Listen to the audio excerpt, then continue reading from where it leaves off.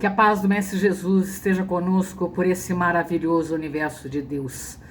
Hoje nós vamos continuar nosso estudo sobre a Gênese, mas antes de entrar propriamente no livro, nas leituras dos itens, naquelas considerações, nós vamos ler a Revista Espírita de 1868, fevereiro, que está escrito a apreciação da obra sobre a Gênese, que o Espírito São Luís, ele vai nos fazer algumas referências sobre a Gênese. Então, nós vamos ler o texto. Essa obra, ela vem a propósito, nesse sentido de que a doutrina hoje está bem colocada sobre o aspecto moral e religioso. Importante isso.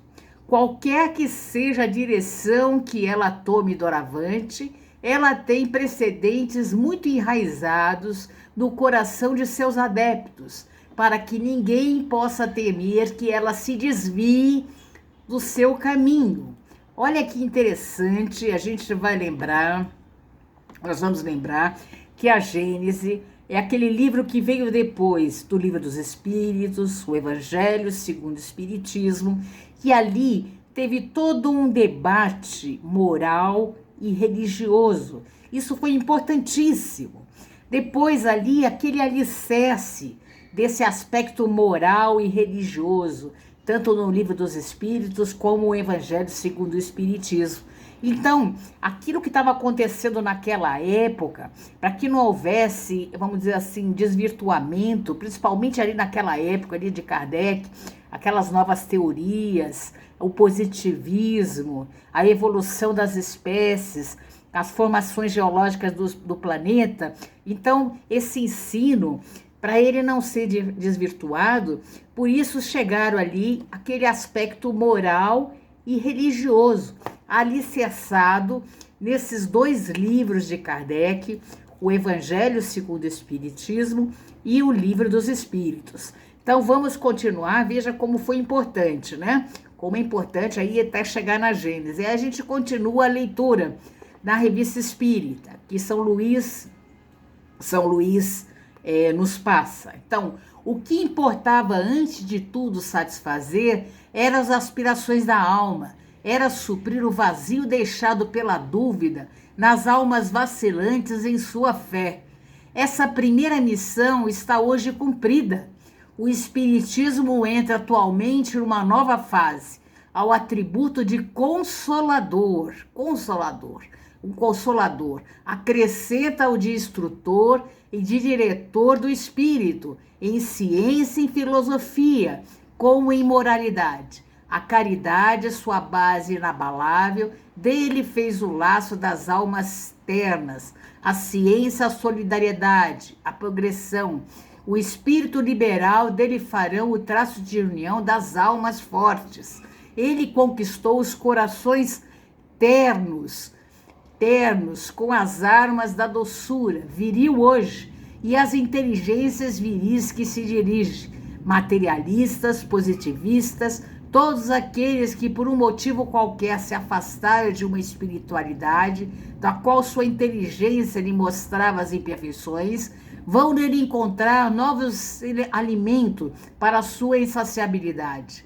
A ciência é sua senhora, mais uma descoberta lhe chama uma outra, e o homem avança sem cessar com ela, sem encontrar completa satisfação. É que o espírito tem suas necessidades, ele também, e que a alma é mais ateia, tem aspirações secretas, inconfessas, e que essas aspirações reclamam o seu alimento. Veja que interessante, que linda essa passagem. Então, a codificação espírita é o que ele diz ali. Veio satisfazer as aspirações da alma, ou seja, ela veio trazer um novo entendimento, principalmente naquela época, o entendimento ali de céu e inferno. A gente estava num momento em que a ciência estava chegando com todo aquele avanço. Diga-se passagem para aquela época, né? Esse avanço é naquela época, tá? Trazendo todo aquele cabedal de conhecimento. ela vinha colocando em terra a ciência, jogando pedaço por pedaço da religião por terra, jogando na terra. Então o mundo não foi mais feito, como a gente dizia ali nas religiões, em 6 dias. Nós temos, na realidade, eras astronômicas e geológicas. O homem não foi feito no 6º dia. Ele demorou milhões e milhões de anos na evolução da espécie para chegar a essa condição de homem, entre outras coisas, né? Entre outras coisas que a gente vai ver da ciência colocando em terra ali a religião, tá? A igreja que detinha esses conhecimentos que estavam meio equivocados ali. A gente vê isso, a igreja lá trazendo esses conhecimentos. Veja, ali quando a gente vai estudar, por exemplo, a Bíblia, que a gente pode até estudar mais para frente isso, que é muito interessante o estudo bíblico, a gente vai ver que são sentidos figurados ali, 6 tempos, 6 épocas, né? 6 dias, na realidade, desculpa, 6 dias, é um sentido figurado, 6º dia, é tudo figurado, né? É um sentido figurado ali que está na Bíblia. Então, a religião ali dominante na época era a base, eram os dogmas que tinham ali na religião. E o Espiritismo, ele veio trazendo o atributo do Consolador, como ele diz ali no texto, juntando o quê? A ciência com a religião. Sim, diz o Espiritismo, nós fomos criados por Deus, mas Deus não criou o nosso mundo de mão beijada. A gente está aqui para evoluir, como todas as outras espécies, como todos os outros princípios que estão no planeta e em todo o universo, né? Trazendo a questão que a gente vai ver da progressão das espécies, da progressão dos mundos. A gente sabe que um dia, eu não sei se vocês sabem, você sabe, né? Que um dia a Terra, cedo ou tarde, isso aí, um dia, o Sol ele vai se apagar, a Terra ela vai acabar. E aí o que vai acontecer com a gente? Você já parou para pensar? O que vai acontecer com o ser humano? Bom, se ele não terminar antes, né, do dia que a Terra terminar aqui e acabar, com o Sol escurecendo aí e se apagando e terminando, né? O que vai acontecer com a gente? Quem estiver aqui, gente, bom, quem estiver aqui vai ter um azar danado, né? Na realidade vai dançar, né? Quem estiver aqui encarnado. Ou seja, vai perder a oportunidade, então, que a gente vai ver que o Espiritismo vem trazendo a nossa ideia de consolador, né? O Espiritismo traz isso para nós, que nós somos, você e eu, espíritos imortais e podemos migrar para outros mundos, né? Continuar nossa evolução em outros mundos. Isso o Espiritismo traz. Olha como ele é consolador. Você vai evoluir junto com esse mundo. Mas sabe aquele parente que você gosta? Né? Sabe aquele filho, às vezes, que partiu antes de nós? Aquele pai que morre, desencarna antes de nós, que deixa aquela saudade, aquela mãe, aquele parente que nós amamos? Na verdade, eu quero contar para vocês, ele não morreu, não.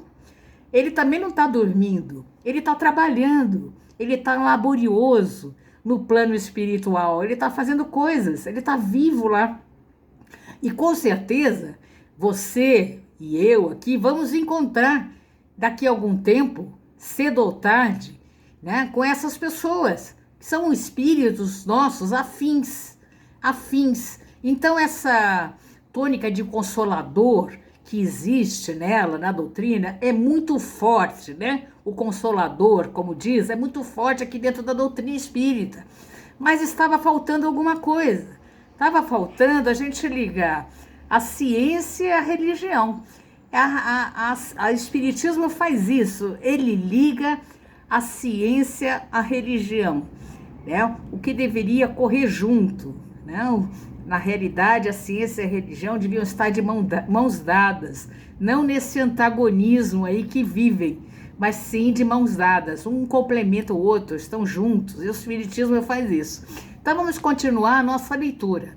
A religião, antagonista da ciência, respondia pelo mistério a todas as perguntas da filosofia cética. Ela violava as leis da natureza e as torturava à sua fantasia, para dela extrair uma explicação coxa de seus ensinos. Vós, ao contrário, vos sacrificais à ciência, aceitas todos os seus ensinos sem exceção, e lhe abri os horizontes que ela supunha intransponível. Tal será o efeito da nova obra. Não poderá senão assegurar ante os fundamentos da crença espírita, nos corações que já a possuíam, e dará um passo à frente para a unidade a todos os dissidentes, com exceção, no entanto, daqueles que são por interesse ou por amor próprio.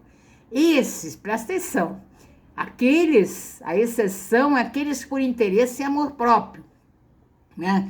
Esses